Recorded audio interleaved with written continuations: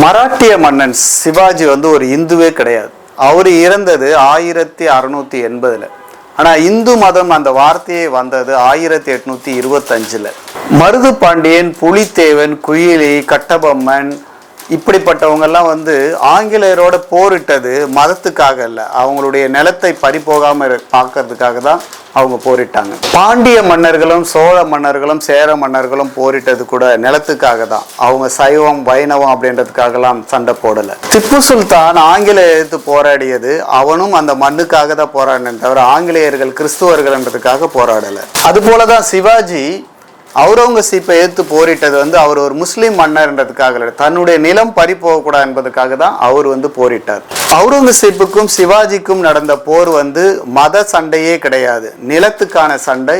சிவாஜினுடைய சித்தப்பா ஒரு முஸ்லீம். சிவாஜினுடைய படையில மேக்சிமம் இருந்தது முஸ்லிம்கள் தான் படையில தளபதிகளாக இருந்தார். சிவாஜி சூத்திரன் என்றும் எங்களை போல உயர்ந்த ஜாதியை அந்த நிலையை அவனால் அடைய முடியாது, அதற்கு பரிகாரமாக மராட்டிய கஜானா முழுவதையும் கொள்ளையடிச்சாங்க.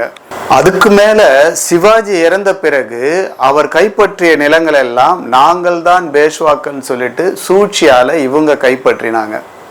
சரி, இந்த பேஷ்வாக்கள் யாருன்னு பாத்தீங்கன்னா கைபர் கணவாய் வழியாக வந்த சித் பவன் பாப்பனர்கள் தான் இந்த பேஷ்வாக்கள்.